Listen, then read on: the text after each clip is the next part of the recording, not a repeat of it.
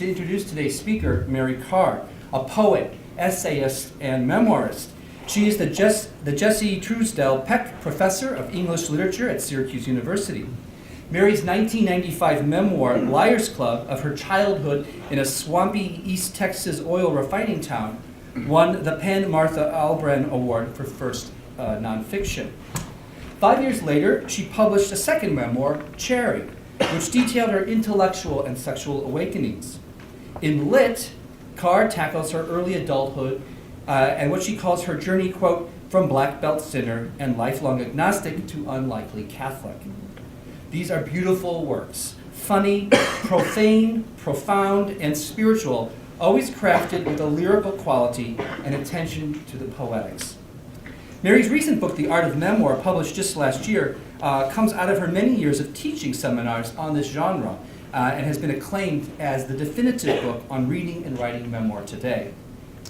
Mary's direct voice, a distinct voice, rather, has touched a chord in many of us over the years, and many here at Loyola University Chicago, people who have been reading Lit as groups, whether they're graduate students or faculty. Having begun her career as a poet, and her last book of poems, Sinner's Welcome, are absolutely marvelous, one can detect in her work a perspective that was best described by the poet Billy Collins. When asked to explain what a poem means, Collins demurred and suggested he had been asked the wrong question. Rather than asking what a poem means, he offered, we should ask, where is it going and how do we get there? When applied to Mary's memoirs, Billy Collins' advice is quite convincing. For throughout her life, the craft of writing repeatedly saves her and teaches her what to save. In Lit, we see this revealed when the language of prayer eases her transition into sobriety, and the language of liturgy and scripture transforms the grotesque into the beautiful. Karr writes, quote, with both prayer and poetry, we use elegance to exalt, but we also beg and grieve and tremble. We suffer with prayer and poetry alike. So we're so delighted to have Mary Karr here today offering the Newman Lecture. Her title is From Black Belt Sinner to Sweet Baby Jesus. Please join me in a round of applause.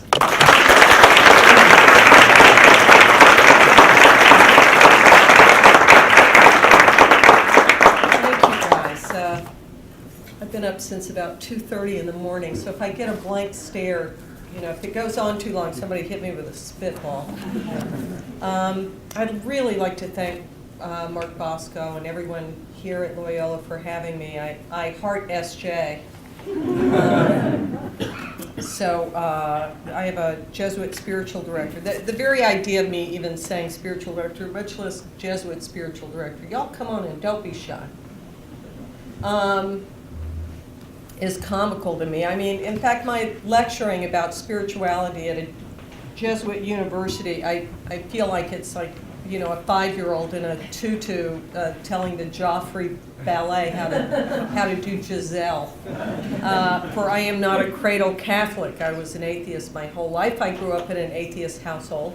I was unbaptized and completely pagan. Not even pagan. I mean, pagan would have been a step up.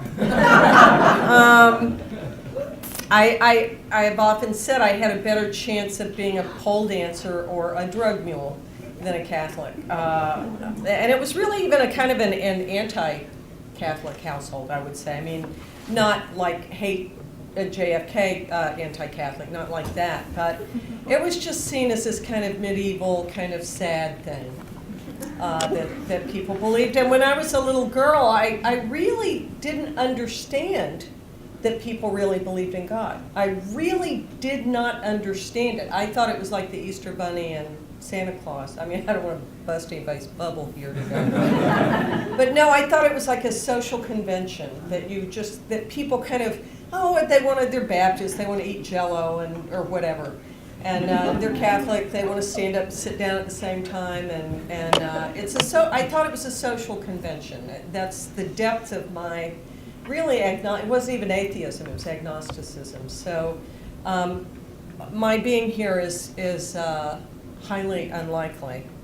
The priest who actually wound up baptizing me, a guy named Father Joseph Kane, I write about a little bit, and someday I want to write a whole book about him because he was a marvel.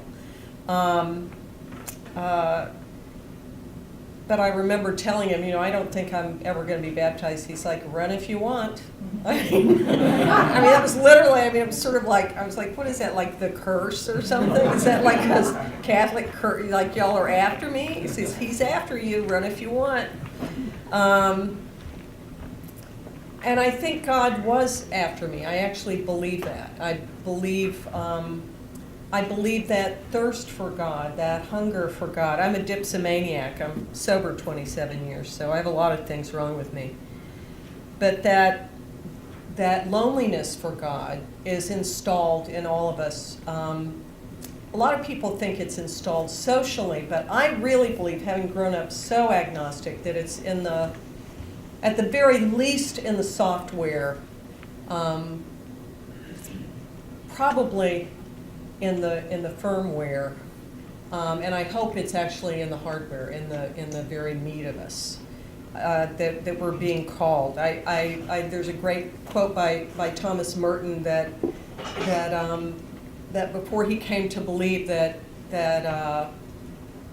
he knew a little bit of pleasure, but he had never had any joy. And pleasure is about the self and about the body, and it's about yummy pasta I aspire to eat while I'm here in Chicago. We're all fans of it. But joy is about connection and about ending, what Dorothy Day would call that, the long loneliness.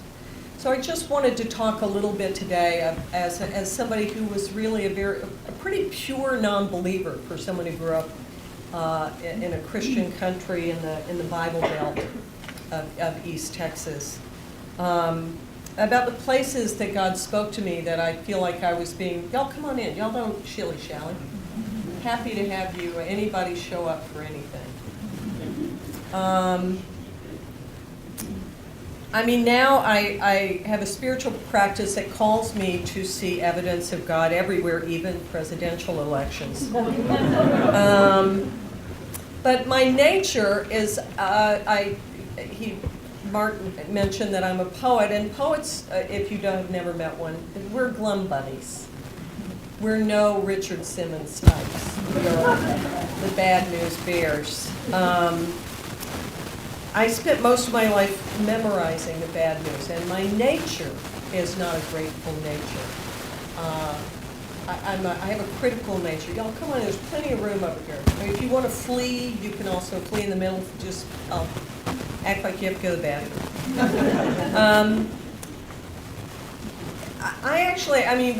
I'll talk a little bit about my family, my upbringing later, but I certainly do have a kind of hypersensitivity. Now, if you're a writerly person, as I'm guessing some of you English major types are, the way I like to look at it is not that you're hypersensitive. That's the kind of glad, handy, happy-go-lucky American way to think about it.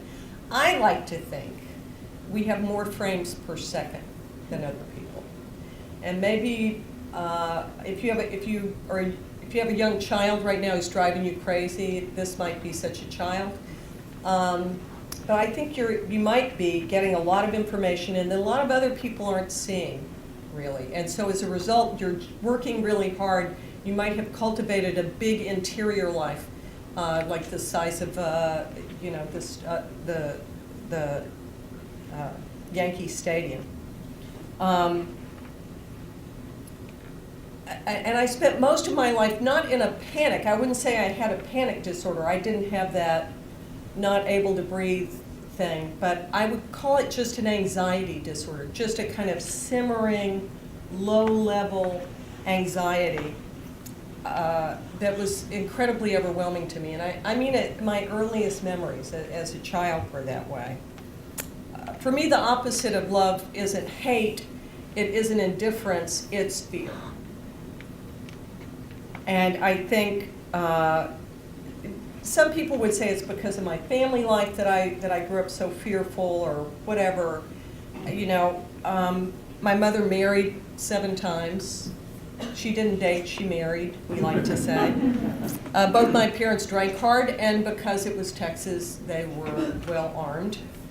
I ran afoul of pedophiles twice, which was certainly not my fault.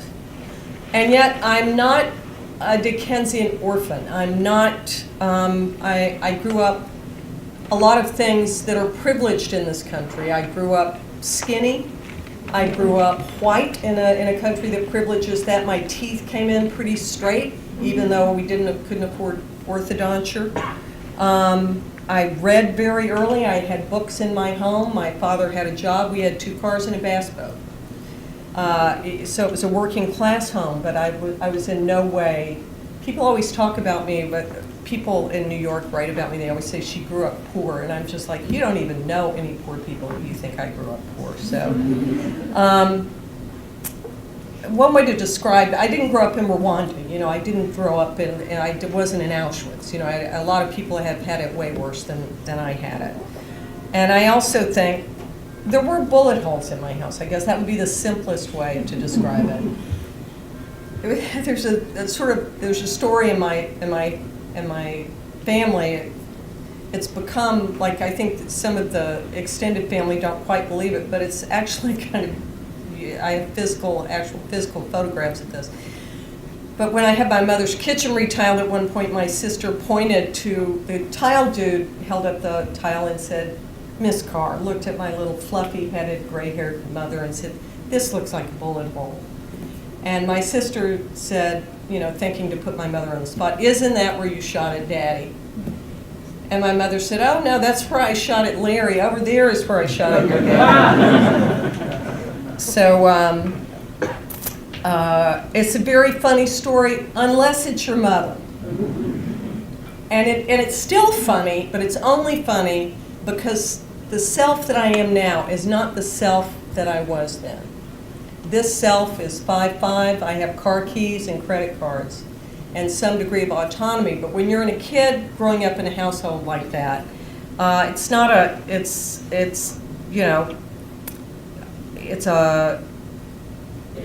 not simple, I guess would be the nut. Now, I also think that a dysfunctional family is any family with more than one person in it. And if you've had to eat a Thanksgiving meal with people you share DNA with, you know this is true. So we did have, and I write about in the Liars Club, a kind of big jackpot night of my mother's capital B breakdown that involved fire and police and firemen and a butcher knife, and the guys came and took my mother, capital A, away. Now after that,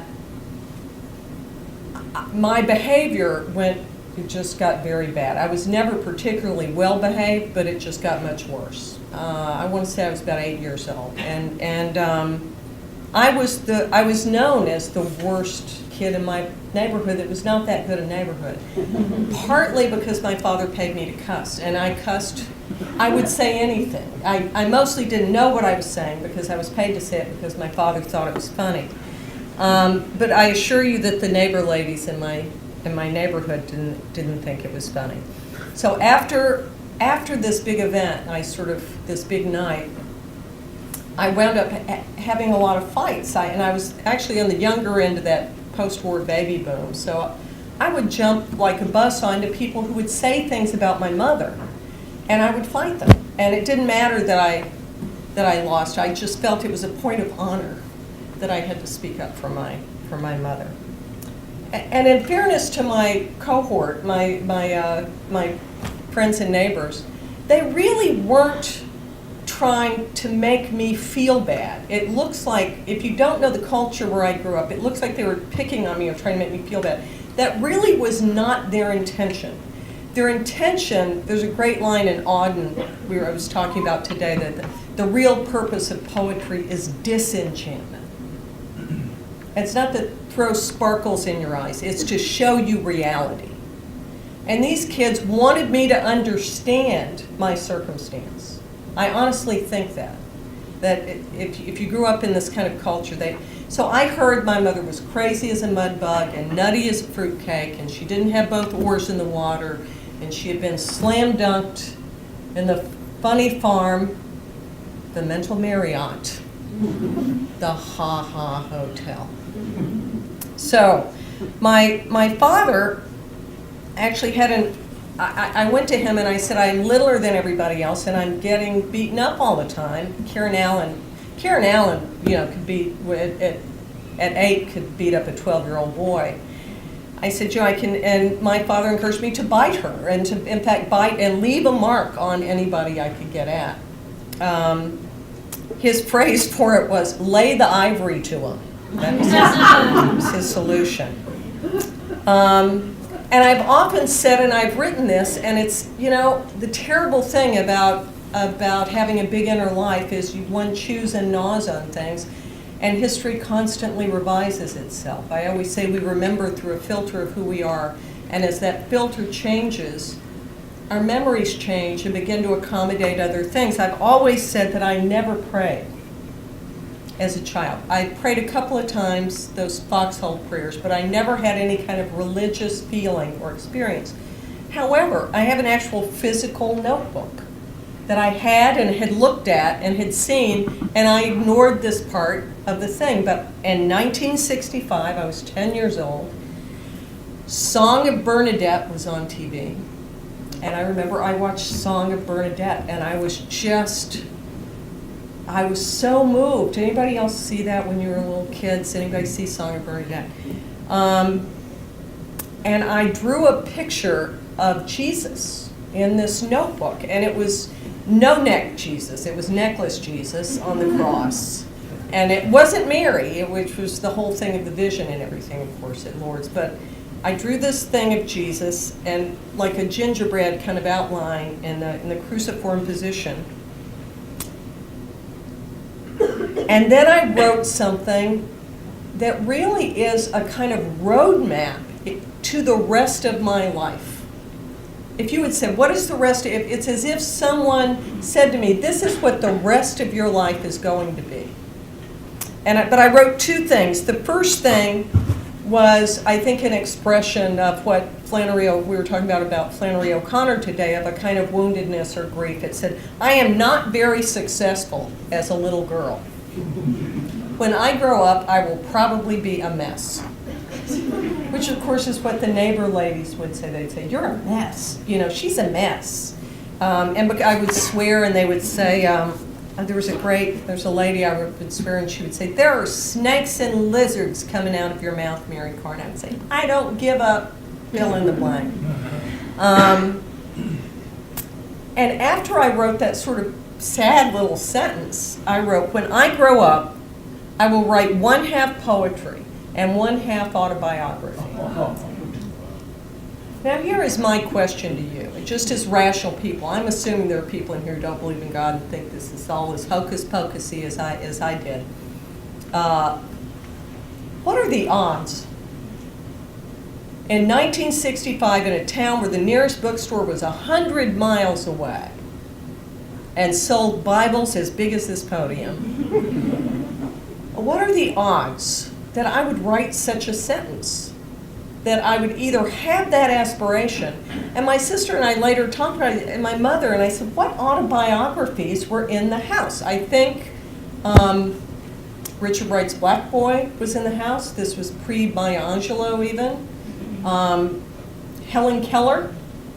I think we had Helen Keller, I remember, in 5th or 6th grade. But I don't even remember ever reading an autobiography. And so I just offered that up as my first little exhibit. It's like a very strange thing that I have this spiritual or religious experience. I acknowledge this kind of real feeling that I have. I have a feeling that I'm a mess, that I'm just a mess, and I'm just worried about this, how this is going to go for me. I was in this house that was sort of chaotic, living in this state of kind of, my highlight was just reading in this hours of socially sanctioned disassociation from kind of what was going on. So I want you to flash forward about 20 years, and some bad things have happened, some pretty good things have happened. I somehow managed to get myself to graduate school. I dropped out of high school. I sold drugs on the West Coast. I lived in a car. I got into college. I dropped out of college. I got into graduate school, which was itself a kind of miracle. I talked somebody into marrying me, also a miracle. A big kind of strapping Harvard hockey player who was also a poet and kind of looked like something you'd win at a raffle.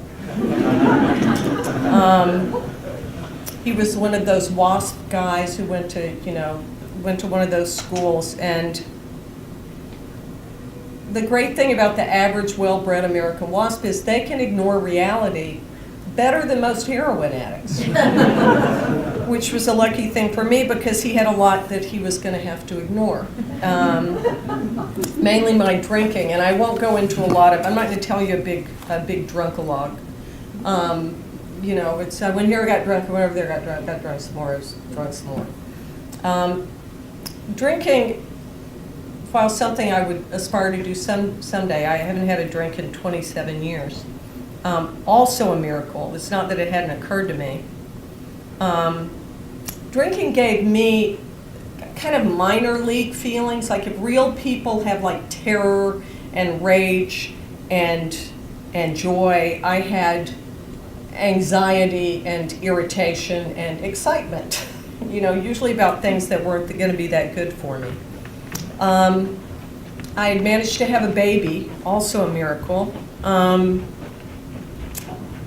And the highlight of my day, I was teaching at a couple of universities in the academic ghetto around Boston, and the highlight of my day was sitting on that back porch after I had done everything I had to do, and I graded papers, and I was sitting there, and I would have the baby monitor on my lap, and my husband, fairness to him, he was working full-time and going to graduate school. It's not like he was just, out snorting coke, which is what I would have preferred to be doing.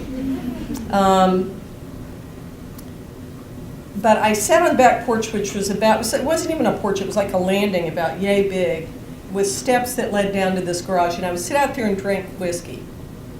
And that was the highlight of my day. That was everything I did all day long was an interruption until I could get to that spot. Now you might ask yourself, what about this is so festive? I mean, this doesn't look like much. Because in that area, whatever I thought, however I believed the world was, it was true. There was a population of one in that country, and I was the queen of it. And I ran things there, and how I thought things were, so they were. We know how this story ends. I mean, it's not good. I started trying to go to those meetings, and God, are those people happy. All you want to do is drink, and they're like, I'm so happy to be thankful, to be happy, to be sober, to be here, and I'm just like, these people are going to have me selling incense at the airport, and they're Protestant happy, That's the way I look. Now I understand that about them. It's right out of the Protestant tradition. Our people know better. And then I found a woman who would talk to me. She was a Harvard social theorist. She was sober. She was super smart. Joan the Bone, I call her in lit. And I would call her. She said, you've got to call me every day, and you've got to tell me what you're thinking. I said, well, you don't really want to hear that. And but I did. I would call her and say things like, she would say, just tell me what's worrying you. And I'm like, well, I've got this bruise that I think is bone cancer. And she would say, and what is your source of that information?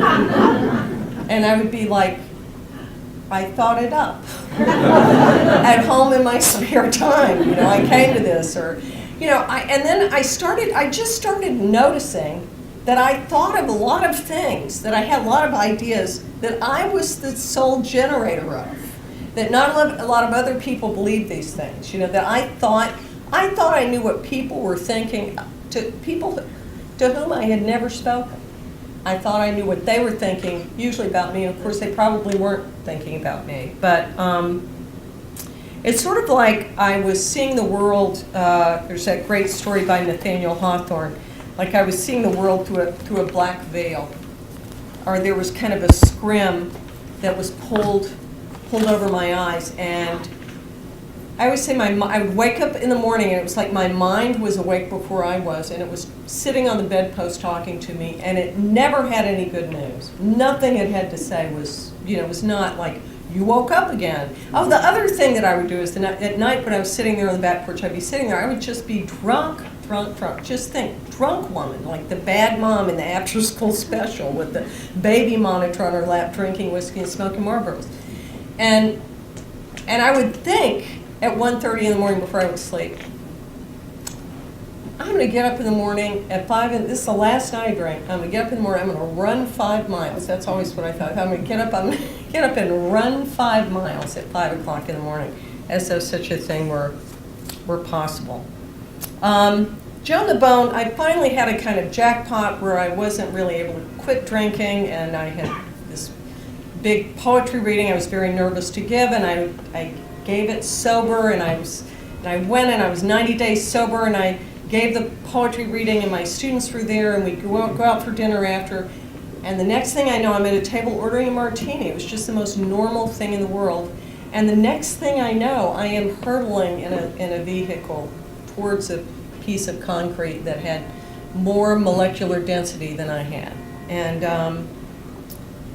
that was when I decided, maybe I ought to try this prayer thing. Because I had noticed that everybody who didn't seem to want to kill everybody else they knew talked about God a lot. Like they would say, I'm not snorting cocaine anymore, and I have this God, and I pray, and I do all this stuff. So I started asking these people, some of them right out of the nut house, how to pray. And it had never, again, I talk about my little prayers, I never knew anybody who prayed really very seriously. And Joan the Bone said a very smart line to me. She said, what if the solutions to all your problems, what if the solution to all your problems is spiritual? You've tried therapy, you're pretty smart, you've taken a lot of philosophy classes, you talk to a lot of smart people, you do cardio, you're trying all these other things. What if you've lived by this time I've tried for some 3, 4, 5 years to get sober. What if the solution is spiritual? So I sort of, it was put to me, why don't you pray every day on your knees for 30 days and see if your life gets better? Oh my God. Oh, please. What do I pray to? Just get on your knees. Just get on your knees. I said, oh, so I have this God I'm supposed to grovel? This God is so pitiful that I'm supposed to grovel to cheer him up or make him feel like a big man? I mean, what is that about? And she said, you're not doing it for God, which was I always thought that's what that was about. I didn't she said, no, you're trying to put yourself in a position of humility because you're an idiot and you don't know how humble you don't know that what you don't know.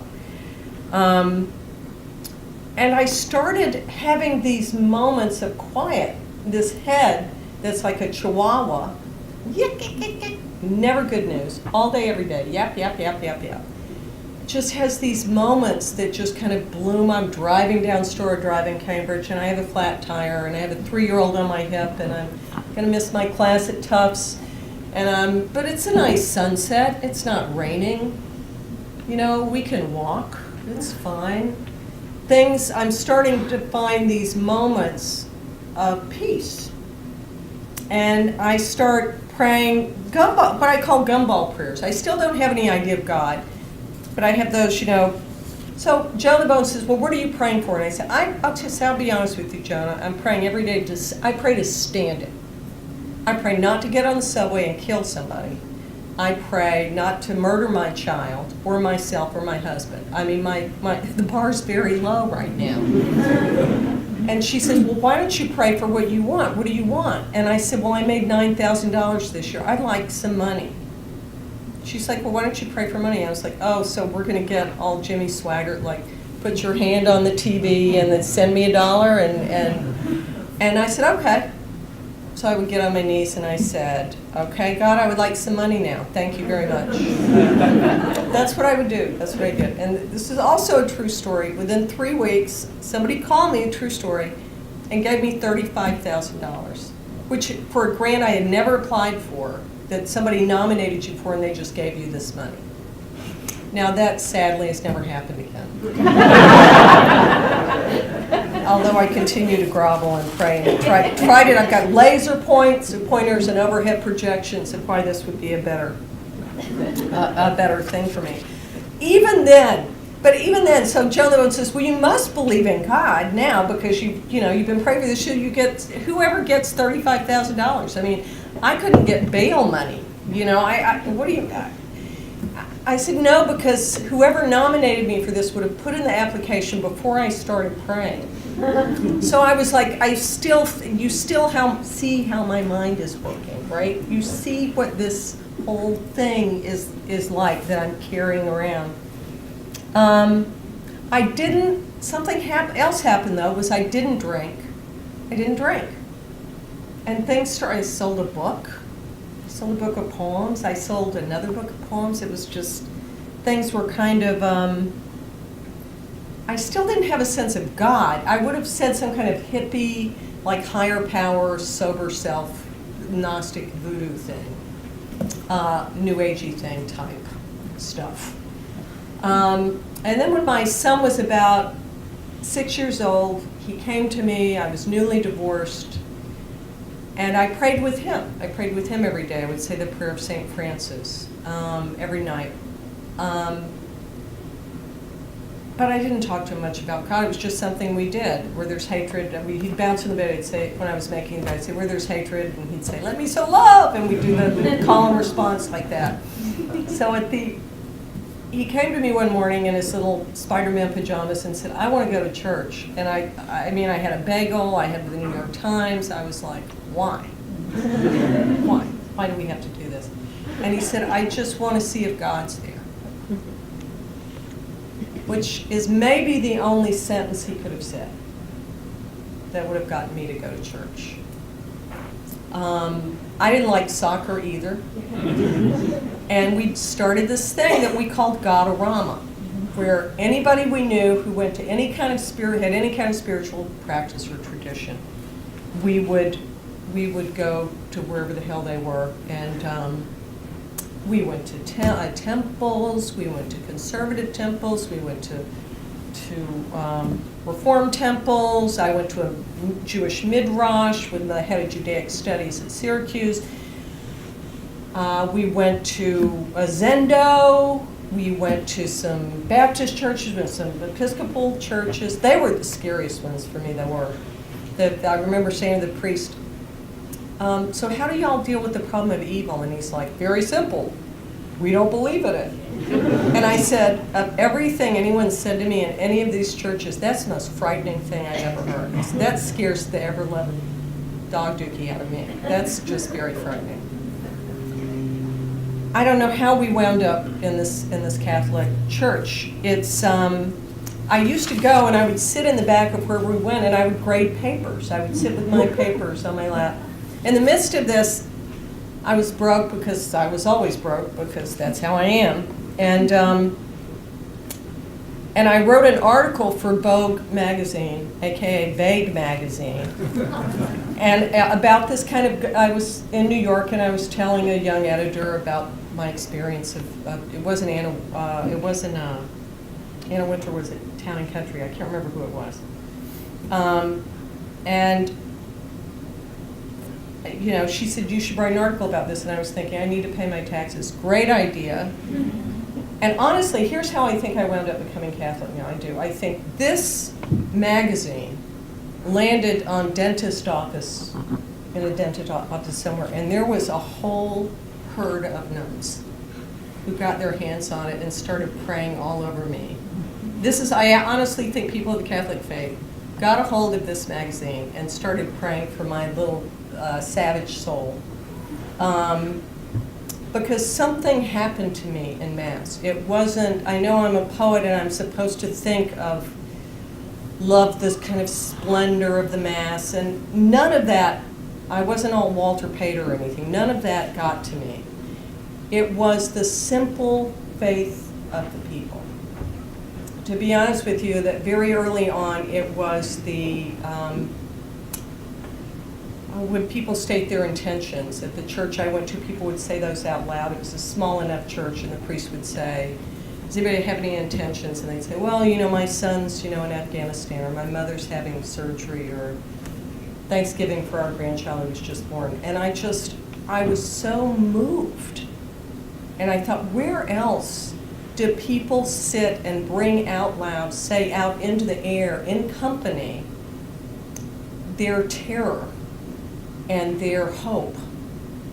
And I always remember there was a weird thing that would happen is I would walk into church and I would think, what am I doing here? What am I doing here? With my coffee and my papers I was going to grade. And by the end, I loved everybody in the room. And I'm not that nice a person, as you've been able to figure out. But I would just, people started to look really, their faces bloomed out of their shirt collars like little flowers. They started to look really beautiful to me. It's just like no more complicated than that. I would just, by virtue of their vulnerability, their beauty shone out at me, and I couldn't believe what was happening to me. I of course got kicked out of RCIA.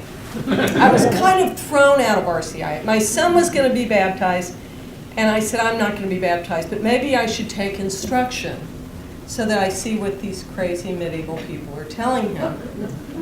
By this time, I've stopped bringing my papers, and I'm sort of going to the Peace and Social Justice Committee, and I'm doing A meetings at the jail, and I'm doing all those things one does. And I like these people. I'm making Advent wreaths, and these people are real nice. They don't mind that I'm not baptized. They seem to like me, and they're affable. And I still didn't think I was going to be baptized, but I thought I should take instruction, just so I knew that my son was being taught. And then I read all this theology. Of course, I had to make it as complicated as possible. And then I was on a book tour, and so the lady doing RCIA kicked me out of RCIA because she said I had to miss X number of classes, and you know, the purpose of the thing was to introduce me to the parish, and I was like, everybody in this parish knows me. You know, we've been coming here now 3 years, and you know, she said, well, we have to teach you the theology, and I'm like, I read a lot of theology. I mean, I don't think that theology is the problem. You know, if I have a problem, it's I have a Jesus problem. Because I had noticed that the people who were taking in the orphans from El Salvador and doing all the volunteer work and doing all that great lay stuff that they do, including in this particular church, Jerry and Carol Berrigan, as it turns out, were chaining themselves to nuclear reactors and doing all that. I did notice that all the people who were out there doing the soup kitchens and stuff talked about Jesus all the time. They were just Jesus, Jesus, Jesus. And I just didn't get it. This whole thing, I didn't get. I just didn't get. Seemed so awful. It was so awful. And I remember saying to my son before Easter, this baptism is approaching. I've been kicked out of RCIA. I did say to the woman, you're going to deny me the sacrament of baptism because I have a job and I have to go make a living? I mean, I didn't make it easy on her. I'll tell you the truth.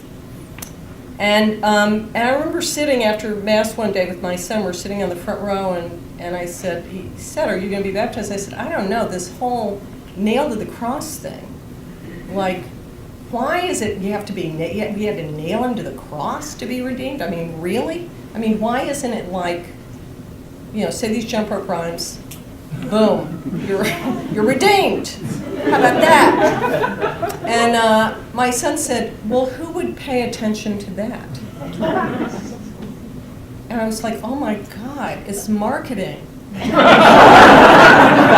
like, but there was a kind of genius to it. It was like, who would, that idea of he did this for me. I remember saying to my kid, my idea of hell is somebody ripping their shirt up and saying, look what I did for you. That's my idea of hell. And you got this, I don't want this. And he said, but who's going to pay attention? And I thought, it is my nature. I occupy this body, that when I see this suffering, whatever suffering I am having, suddenly becomes small. But there's also an acknowledgement, or there's a place, or there's room for suffering in that room. So it so happens there was a writer in that parish named Tobias Wolff, and this little Irish parish priest who would always say, later he would say when I did the spiritual exercises, oh, I could never do that. There's all that reading. And I started talking to Toby Wolff, and I remember Toby saying to me, at one point, I was saying, Toby, I just don't know, that women can't be priests. I feel very strongly about that, and there are all kinds of, there's all these celibate men talking about this area between my breast and my knees, and I don't want to think that much about this area. This is the problem. This is the problem. It's not here. It's here. It's my mouth and my head. And he said, let me ask you something. He's like, you go to Mass all over the world. When you travel, you go to Mass. Yes. Why don't you take communion? Well, I would never do that. He's like, but you believe in open communion. I said, yes, I do. I believe that Jesus would say, come to my table. That is my personal opinion. And he said, well, then why don't you go and take communion? Nobody knows whether you're Catholic or not. I said, oh. I said, the idea is repugnant to me. Like that it would be a violation of all these people who committed to this tradition, for 2,000 years. I would never, it would be so abhorrent to me, I would never do that. And he said, so that is sacred. And it was like the hair stood up on the back of my neck. I thought, that is sacred to me. And when it came time to sign when you have to sign all the things, I said, Father Joe, I don't know about the whole Jesus thing. And the whole thing about the Pope, this is my favorite part. The whole thing about the Pope being the ultimate religious authority. He said, here's how the conversation with it also tells you the theological ninja brilliance of Father Joe. That he says, that I said, well, I don't understand why women can't be priests. He said, well, it's a tradition. And then he paused, he says, I bet the Holy Father prays about this a lot. And I was like, what happened to me? I twirled around, I'm still standing here. And he's like, I said, and the whole Jesus thing, I don't know. He says, well, a lot of people think about the Holy Spirit, which is a female pronoun. And, it is one God. It's three parts of it, but it is one God. And I said, I don't think the Pope is the ultimate religious authority. I'm just trying to get him riled up. And he's like, well, maybe you will someday. It's very interesting now that I suddenly think the Pope is the ultimate religious authority. I think Father Joe's now been dead 5 years, is just laughing his butt off up on that big golf cart in the sky. I was baptized. I did wind up doing the Ignatian exercises, partly because of the trauma of writing Lit, my last memoir, which I turned down. They offered me a lot of money. They offered me 7 figures worth of money to write that book. And I prayed about it. I did a discernment, and I said no. And you ought to see what that did to my Republican sister and my agent. And I said, there's this book of poems that I want to write that are about Jesus. You tell your agent you want to write a book of poems about Jesus. No, if I had said, but I want to be a pole dancer, she would have been happier. She would have had something she could work with there, and she was like, why? I mean, God. And I remember the last thing she said on the phone call was, well, it's a lot of money to leave on the table. But I had prayed about it, and I really didn't think it was the right thing. There's a long series of things that happens to the publishing company I almost signed with at that moment. And about two and a half years later, I was in Prague, and I started this book with a letter to my son, working on this letter to my son. And I came back and I had 2 godchildren in London, and I stopped to see them. And their mother, who's a psychologist, is not a Catholic, is Jewish, took me to this party where I didn't know anybody, a very fancy kind of rich people party in London. And my agent was there, it turned out, as was this editor who had offered me all this money to write Lit. She was just standing there. And she had been living in London running another publishing house. And she said, how are you? What are you working on? I said, you'll never believe it. You know that book you wanted me to write? I think I just started it. She's like, great, I'm coming back to HarperCollins. I need to buy a big book. And my agent was standing there, and she's like, Vicky, and Vicky, and this whole deal kind of happened. Kind of, I don't know. I do have a strong sense of Jesus now. This whole thing I'm sort of into. I feel that whenever I'm able to admit, as I talked about in the beginning, the places I am wounded, the places I am hurting, and the places I am vulnerable. You know, today in Mass I just cried. I just thought of everybody, all the suffering there is. I have a friend who has a brain tumor, and it's not looking good, and she did this great thing. She made a hat that has like put yarn on the outside so it looks like a big brain, and took a photograph of herself in the scene for breakfast at Tiffany's. And it just murdered me. So it's not like everything's perfect all the time. My son's getting married, not a Catholic wedding. Okay, James Martin is coming to the rehearsal dinner. We're going to get my people in there somewhere. But things aren't perfect. But I do have a sense that I have been loved forward into this place. And I kind of want to end with a poem about my first communion, and then maybe have some Q&A. And this poem is called Disgraceland. I was going to just call it Graceland, but I didn't want people to be upset that Elvis wasn't in it. So, Disgraceland.